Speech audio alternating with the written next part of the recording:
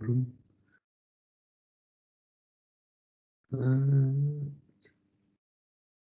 the lesson we're on today is Bayonet Charge by Ted Hughes.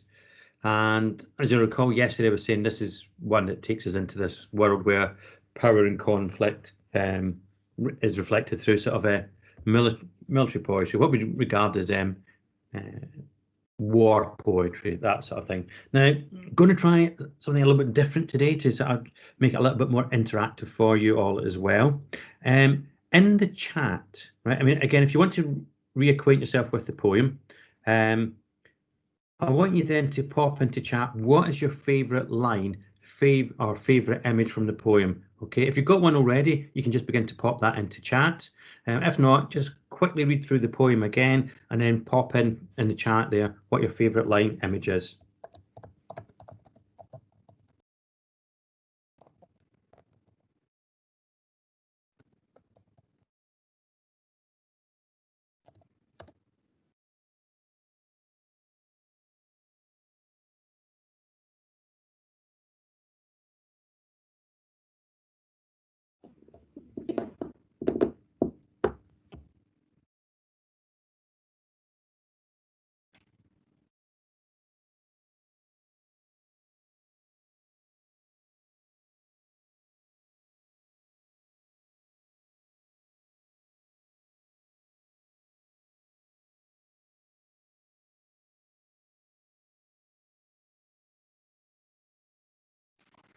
Thank you, Hugh.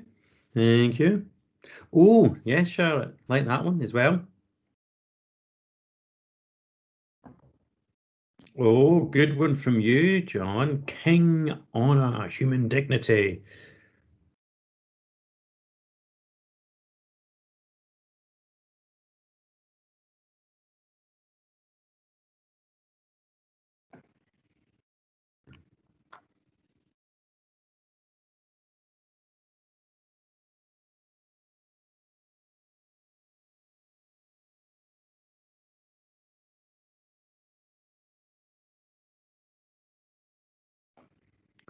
Oh, cold. Yeah, thank you, Oliver. Cold clockwork, yes. And Penelope, Penny, sorry, sweating like molten iron from the center of his chest.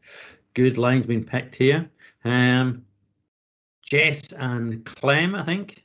Yeah. Oh God, Charlotte's on. Charlotte is on fire. Coming again. We've already had the terror's touchy dynamite.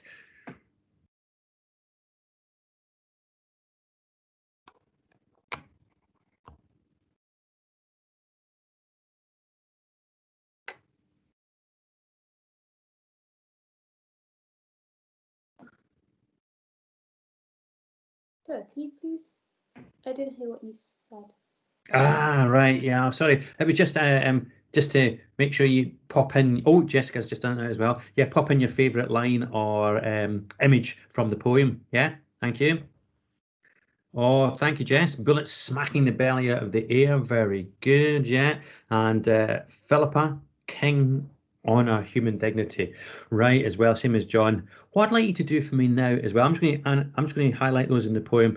Can you also now just follow that up and let me know what is it that you like about the phrase, the image that you've selected? How does it kind of speak to you at this moment in the poem? Okay. So if you could do that for me, please. Very good. Wait, sorry, can you repeat that again? I wasn't listening. Yeah. Thanks for telling me that, Charlotte. Listen more. Yeah, now that you've identified the image, the line that really resonates to you, speaks to you from this poem, can you just pop into the chat now what it is that made that line leap out to you? What is it that makes you kind of react and engage with it? Yeah.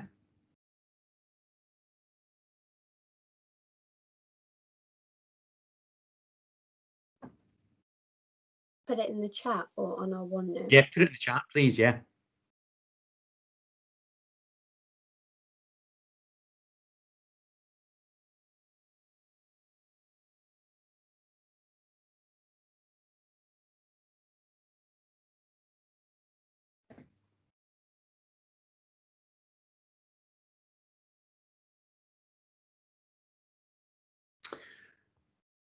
Right. Thank you, Oliver. The cold clock. What the alliteration? Yeah, very good. John, with your king country. Again, you're looking at powerful parts of propaganda. Good. Fight making honor, and you don't fight in a war. Your dignity is questioned. Really good answer. Yeah, like that. Good here. Yeah. Similarly showing how the bullet is bright, moving at speed. Good work here. I like this. Very good responses coming from you. Oh, good one, Clem. That statuary in mid-stride. Yes, that's a good one to take as well. Like that.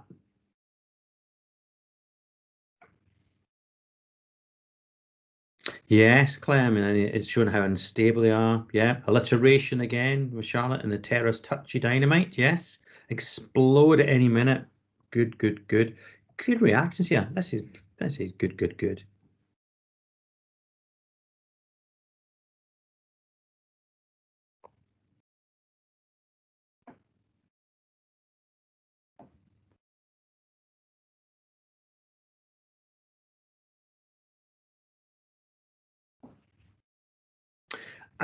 Yes, Philip, as well, because you went for the king, country, honour, etc., the same as John there. And again, it is, isn't it? It's sarcastic, and the pointlessness of it all. Good.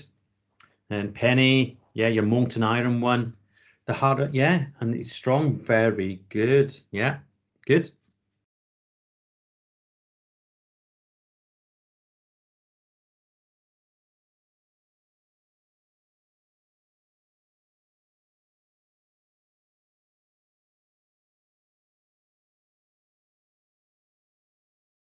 Okay, excellent. So that's a really strong, powerful response from all of you immediately in this lesson here. And it's good because obviously you'll all be able to see each other's comments in the chat there. And again, it's showing you're showing to me straight away your understanding, and you're zooming into various parts of the poem, picking out techniques, imagery, and it's just a great way for me to sort of check things quite quickly. So I'm pleased with that, and we'll keep using that now and again. I think it's a good way to get responses from you.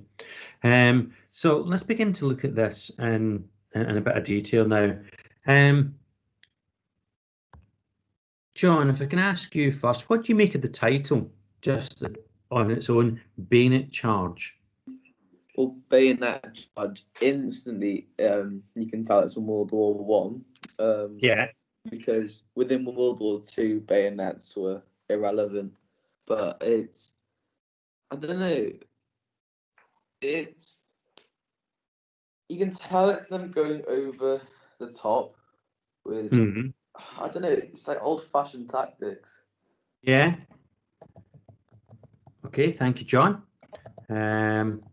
Good. I mean, as you say, I mean, I think weirdly, bayonets were so. I think especially it depended, I suppose, the theatre of war you were in. I think over in the Pacific, the war against the Japanese, bayonets were still very much a thing. The war over there was very brutal, obviously, as well. But yeah, you get that sense of it over the top. But you see, you have that fixed mental image of the gun and the bayonet at the end of it. Yeah. Anybody react to that title in any other way? Anybody want to add anything on to what John's already said?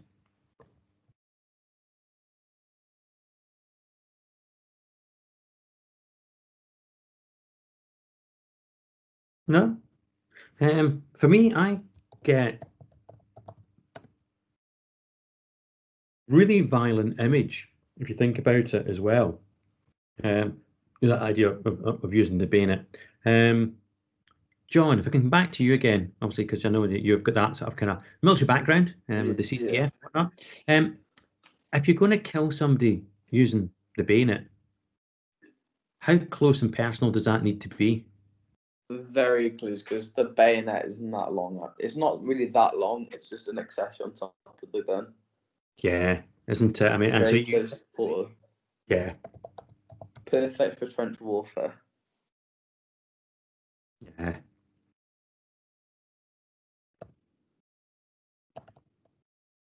And again, it can be a horrific thing as well, because you are literally going to be looking into the person's eyes that you're attempting to run through with this bayonet sort of thing. There's no other way to do it. I mean, it's just really graphic. Okay, so if we begin to look at, let's begin to look through some of the ones as well that we've got here. So we've got line 5. I forget who did that again. I think was it Jess possibly? Did the bullets smacking the belly out of the air. You know, that's a really good image being drawn there, I think. Anybody want to say straight off if we begin to do the whoops?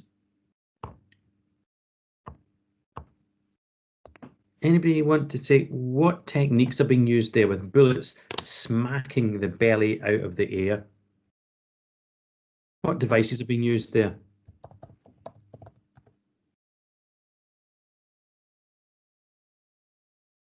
Is it personification? Oh, right. I forget. Is that you, Penny? I think I've got Penny's sort of icons up front of me. Penny, do you want to say what you were saying? Personification, I think. Yeah, we've got a bit of personification straight away being used.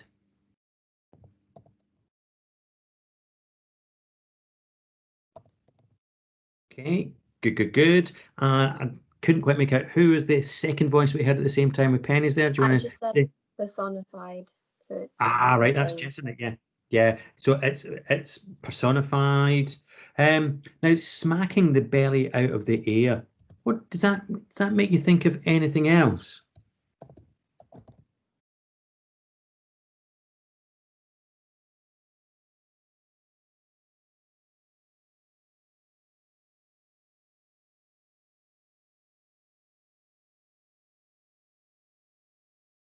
You know, maybe that like a sort of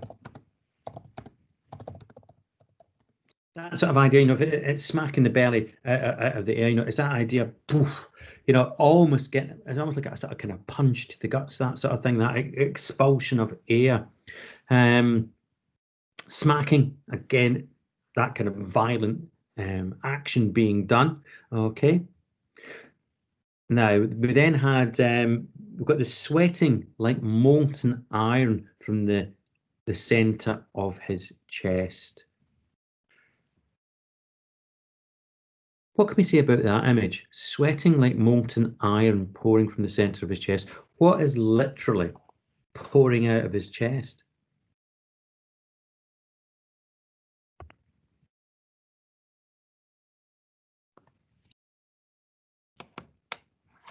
If I can ask that question, please, of Oliver. That image, sweating like molten iron from the center of his chest.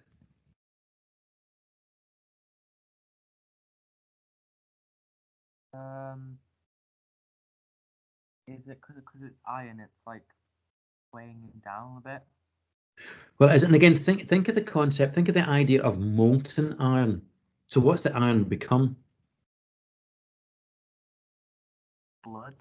Yeah, I mean, again, it's in with his blood. There, it's if it's become liquid, isn't it? With that image of the molten iron.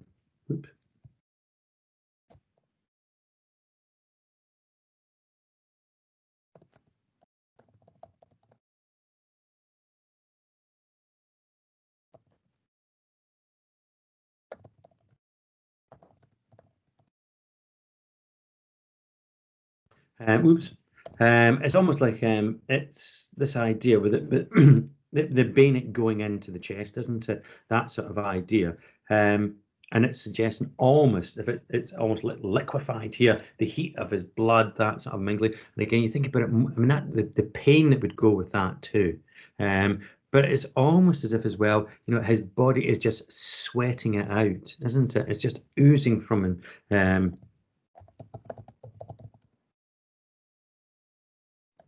That idea of oozing from his pores. Now,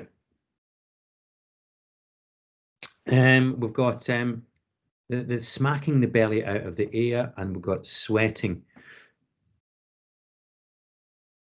Again, we're getting, aren't we, with both of these, we're getting, oops, sensory detail, aren't we? You know, it's the smacking it. So a sense of touch almost as well, isn't it? We've got with the bullet smacking the belly out of the air, the sweat again. It's that sort of a sense of touch and sensation we're getting here. So again, lots of sensory sensation as you'd expect to come through out of this. Now, we've got the cold clockwork. And what cold clockwork of the stars and nations Was he the hand pointing that second? Oliver, do you want to take us through that? Because I know you picked out cold clockwork. What appealed to you about that in line 10? Well, I just thought, well, more like the quote as a whole. Yeah. Just because it's almost like he feels like in the grand scheme of things, That's it. This big war, if you like, he's just kind of so small and just being used, but he doesn't feel like he's getting any credit or nothing's being returned to him for it. Good.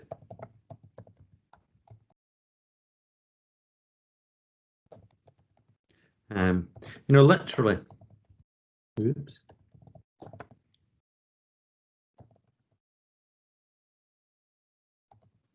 He's literally just that second of time, isn't he? And the metaphor is continued because we've got this idea of cold clockwork of stars and nations. We've then got he sees himself as being the hand pointing.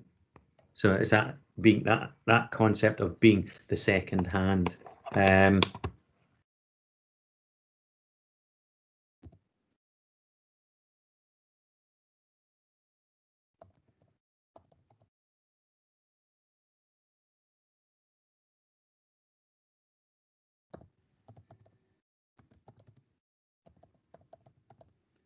The hand in the second, so it's that idea of time. So just put that down just now. So it's that idea of time, and also because it talks about the clockwork of the stars and the nation, that begins to take it into the kind of metaphysical.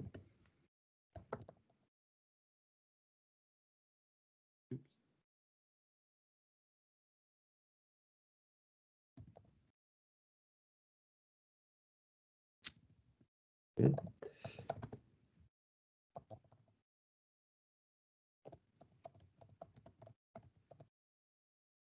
The idea, if we focus on that, stars and nations, what is the kind of what's the theme? What's the motif behind that? What could the stars relate to as a concept, do we think? If I ask that question of Philippa.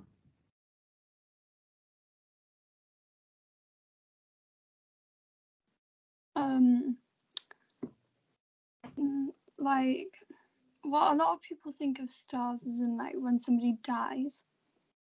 Like they like there's a star for them. Yeah. Okay. And anything else when we think about looking up to the heavens and up to the stars, what else do we think of? Think of it again, try and connect that with time. What sort of time do the stars reflect?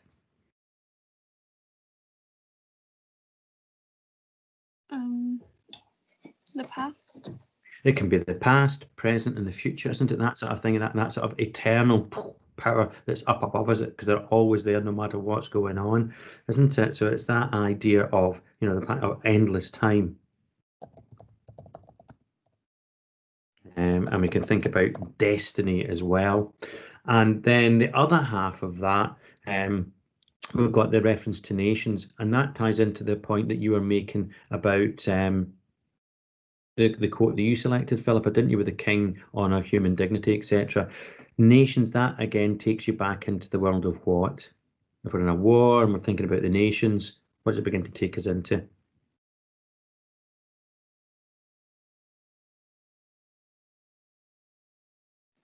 Not sure.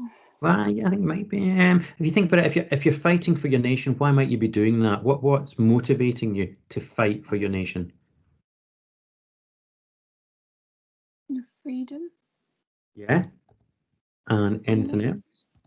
Sorry, say it again. Family. Family and the P Future. word, possibly for your nation. Oh, patri. Yeah, that's it.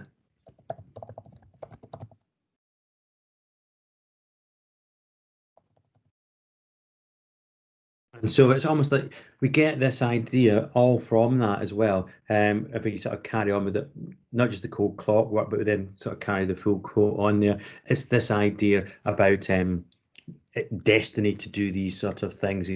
But all tied up with the patriotism that he had, that's making him be in this situation at that given moment in time. Okay. And then we've got that great one, that again, that Clem picked out, the statuary in mid-stride. Again, it ties in with the opening of this stanza here as well. If we think about that, where it says that he almost stopped, that ties in with that. That he almost becomes frozen in time, mid-stride. Yeah. And then we've had the yellow hair that rolled like a flame, was the next one that get picked up by Hugh. And Hugh, what was it you liked about this as an image? That it just showed that the bullet was moving at speed. Yeah, moving at speed. And like it's saying like, because it's like bright, like saying like a yellow hair. That's like saying like very bright, which like could show that like bright and I mean, heat like mean fast and all that. Yeah, and if you take it again, if you just sort of backtrack to the previous line, because you've got to make full sense of it, and it's got then the short slashed furrows threw up a yellow hair that rolled like a flame and crawled in a threshing cycle. Anybody else want to comment on that image as a whole? What's it suggesting here?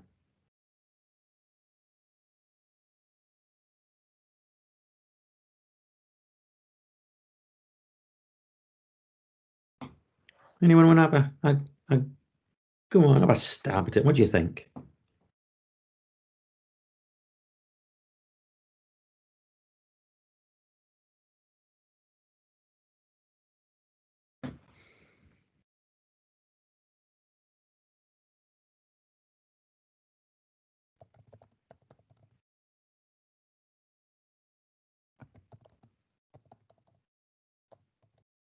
It's kind of like a representation of dying. Yeah.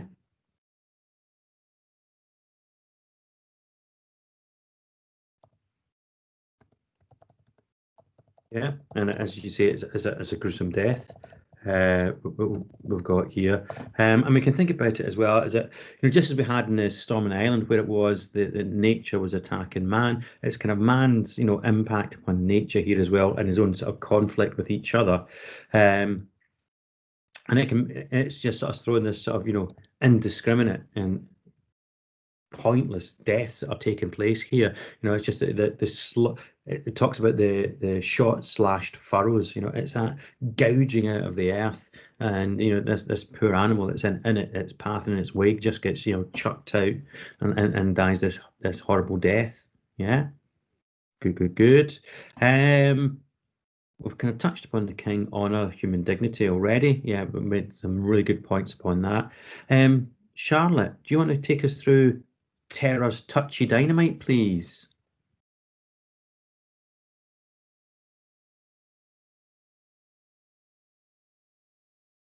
What am I doing? Sorry. Yeah, take us through the image that you selected there, that final line, his Terra's touchy dynamite.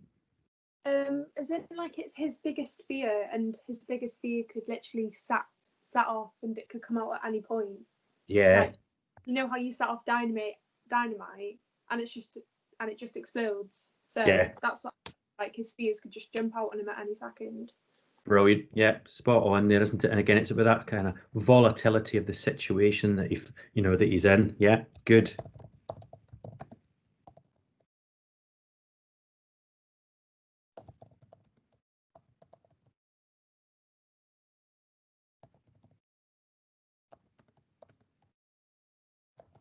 Yeah, that's really good. It is that idea that his terror, his emotion could just, explode at any moment with, who knows what repercussions that are going on here. Good. Now, if I can take you back to the chat again, as you know, this is all in our Power and Conflict anthology here. And I want you to just pop into the chat, please, a comment. What do you think?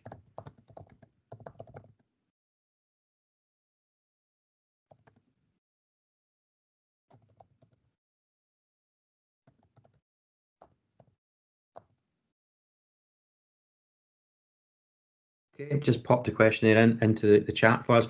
I want to get you to just to give me back your replies. What do you think is being explored by the poet here about the themes of conflict and power in this poem? What is it he's trying to get across to the reader? Okay, if you can just sort of fire back your own ideas to me now through chat, that'd be good.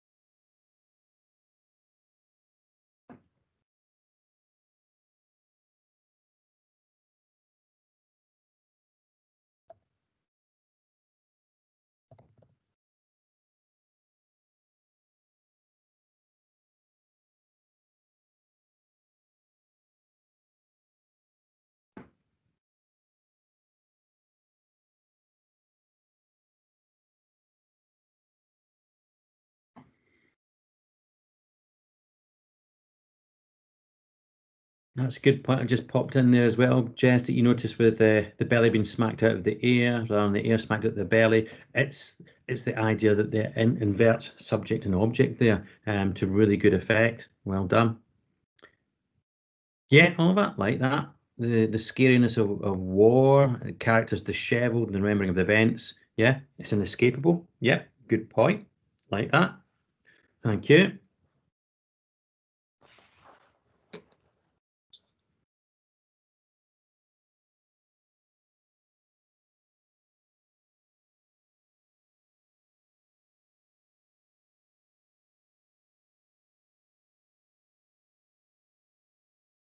Yeah, the pointlessness of conflict and the chaos it causes, Philippa, thank you.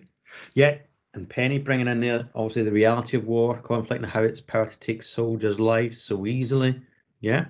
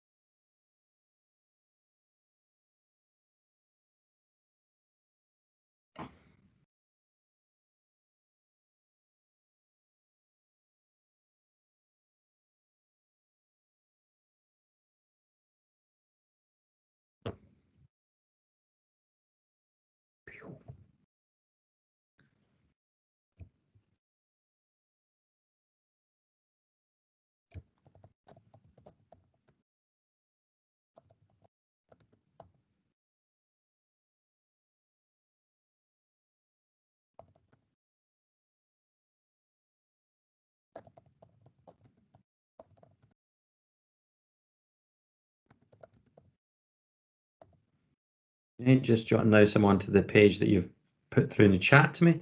That's good. John, horrors, yeah. Propaganda, yeah. Yeah, and it is, isn't it? And again, it's about repercussions, yeah, of propaganda. Yeah, good.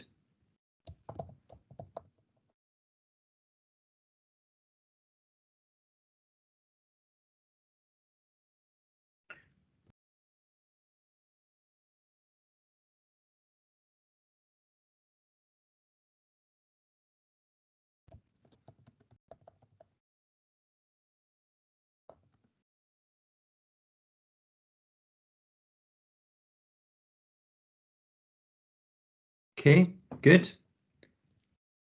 Those ones that have come through, really good, thank you. So we can begin to think here, yeah, about misuse of power. Now, when Ted Hughes was writing this poem, as a concept, it wasn't known. But if we think about what he's writing about and the reactions of this soldier, you know, and again it says suddenly he awoke and he was running. So that tells you that this poem is a memory. What do we think that this soldier is suffering from? Any ideas? What is he suffering from? Yeah. Oh, PTSD. Yeah. I mean, nowadays we'd look at this, isn't it? This is a poem that reflects post-traumatic stress disorder, isn't it? And again, it links very neatly. Do you remember the poem Remains that we did, the Simon Armitage one? This is where it links very nicely with that, because they both, you know, from a modern context of war and one which is a more, you know, older one, more conventional war, it ties up and shows the same sort of idea.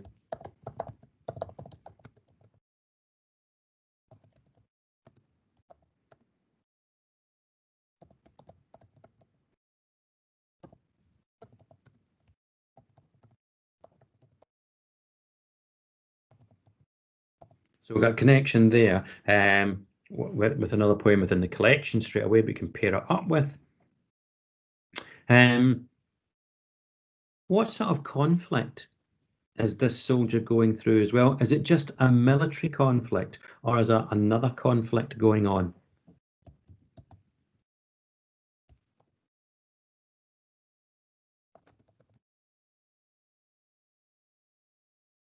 I think you could say there's like an inner conflict.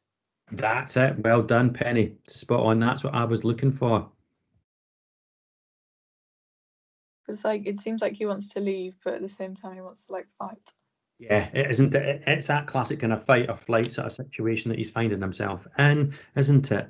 And it's that sort of, oops.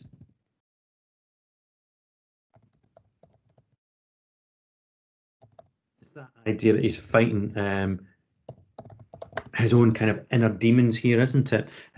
With that sort of reality, with his memory, he awakes and he's there, back in the battle zone straight away. Yeah, good. We'll come back to that again. Then, if we look at it, you know, straight away, you know, it suddenly he awoke and was running, and then look at the effect of the dash. It makes that one word raw just stand out. So what do you think for the soldier? What does that raw refer to in the poem?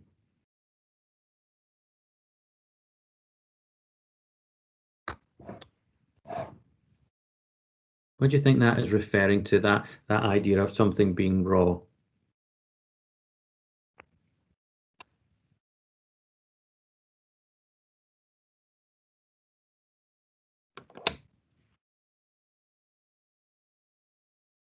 Clem, what do you think? Suddenly he awoke and was running raw, and raw seemed hot khaki. That first raw is out on its own. The dash makes it isolated, and obviously that word's significant. So what do you think that rawness is referring to, Clem? It's like there's nothing to cover up from what's going to happen or what's like genuinely Oh, good. Yes, like that. It's not really glamorized anymore. No, oh, brilliant. That is it. Good.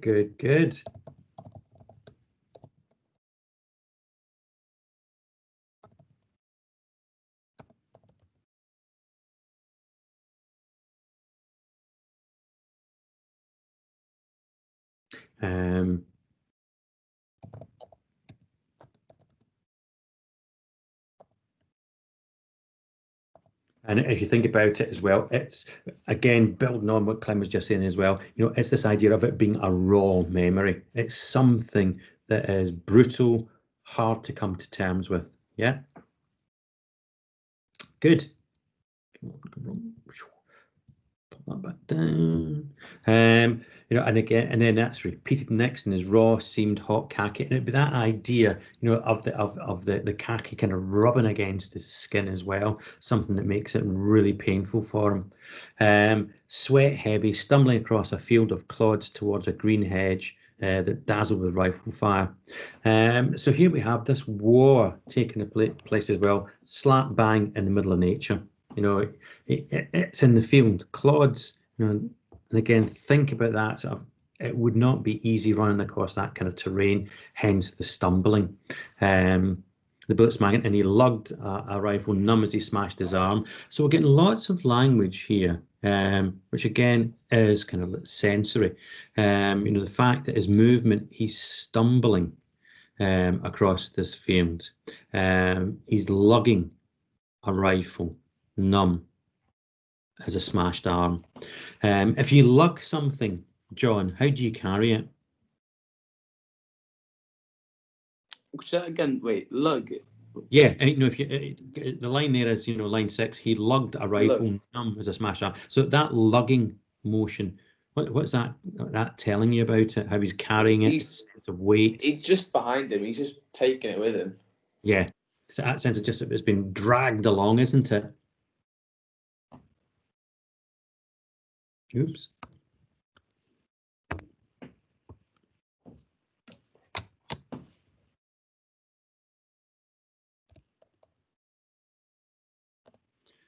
So that sense of being dragged along, yeah. And then we have, again, I'm going to put in different colours, all the sort of nationalistic things. So we've got the patriotic tier here, which again, if I just change John and Philippa's one, ties in later on with the king honour, yeah. And again, if you think about it as well, we've got the hot khaki, the sense of the uniform.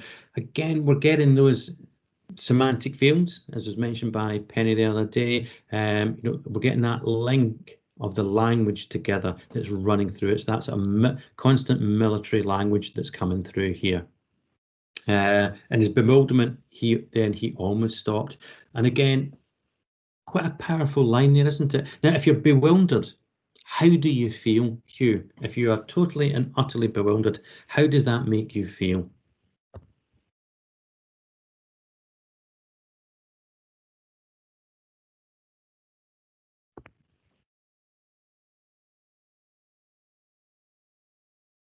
Are you there, Hugh? Oh, I didn't know you were talking to me. Yes, sir. Yeah. Shock. Or confused. Yeah. Are you able to do anything if you're bewildered? No, you're frozen. Yeah. Good. Yeah, so we'll get that. Shocked, confused, unable to do one thing or another. And again, it's that idea, he almost stopped. It's that kind of involuntary action. But again, the cold clockwork, it's like he's a mechanism, isn't it, here? Going back to that idea that was picked out by Oliver. Okay.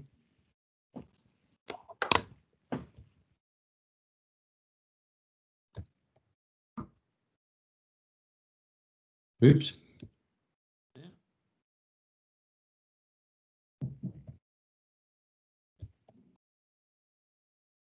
So it's almost like he is that kind of mechanism of war. He just reacts like clockwork and does what he has to do.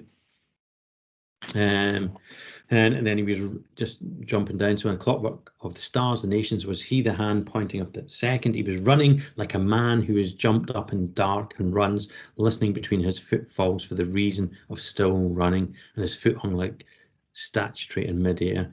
And it's that idea, it's almost instinct taking over again when he's reliving that moment. He just jumps up and runs. Doesn't know why, doesn't know what it is he's doing. It's instinctive what he is doing. Yeah. Obviously the shot slashed furrows, again, a really powerful image. That idea about the weaponry, the bullets, the shells, everything, just gouging out the earth and taking this huge impact upon it. And then we go into that final verse of throwing up the yellow hair that rolled like a flame and crawled in a threshing cycle, its mouth wide, open, silent, its eyes standing out. And that again takes us back to that sort of echo of that bewilderment, that all-encompassing fear. And then he plunges past with his bayonet towards the green hedge, king, honour, country, dignity, etc. And as Philippa was saying, I think it was, picked out that, you know, that real sense of sarcasm at the end, etc., etc. These words are meaningless. Yeah. You know, and they dropped like luxuries in a yelling alarm to get out of that blue crackling air as terrors touch a dynamite. And it's about all of this coming together and this one kind of explosive memory that is going to impact upon him. And there's no, and again, if he explodes, there's no telling what is going to happen here, what his reactions are going to be, what he's going to do. Is that kind of uncontrolled. And it's about the destruction, isn't it, of the human again. Going back to what Penny was saying about that inner conflict that's taking place within them. Okay, so that takes us through our bayonet charge. Well done today. That was good work. And can I just get your own sort of feedback as well? How did you feel about being able to sort of pop your own ideas into the chat function? Does that work for you? Do you like being able to do that so you can put your points across without obviously having to sort of chat all the time? Yeah. Yeah? Yeah. Yeah. Good. I mean, it's something I just funny picking up, because I was talking to one form about this as well, about what was working well for them in lessons and what wasn't. And I know we talk and we discuss, and sometimes people might not want to actually sort of voice their idea, or it might glitches a bit. And I just read up in an article about how we can use the chat working well in teams in a lesson, and I quite like that too as well. It's worked well for me today. And again, user group have responded well with it. Tried it as well with my year 10s. They were a bit slower off the mark. But yeah, no, I think I'll keep doing this because I think it's a good way. Because again, it allows me, as I say, to very quickly see how you're reacting to the poem, your understanding of the poem, and what you're recalling from previous lessons as well. So it's a quick way of methodology of doing that. So that's good. Thank you. Right. Well, I reckon at 12:30 we could break, you know, maybe a little bit early for lunch today, because you'll work pretty solidly there. That's really good work. Are you all in agreement for that then, that we break for lunch? Yes. Yeah. Thought you might do. And we can all then look, haven't had a chance to look at it yet, we can have a look at that clip that Charlotte sent through us of Judge Rinder earlier on before you pop off to lunch, okay? And It's so thank you for sharing your TikToks and your video clips with us. You know, it keeps us going. Yeah. I'll share daily videos. I've got lots of funny ones. Appropriate. Age appropriate ones, that's what we want. Yes, very good.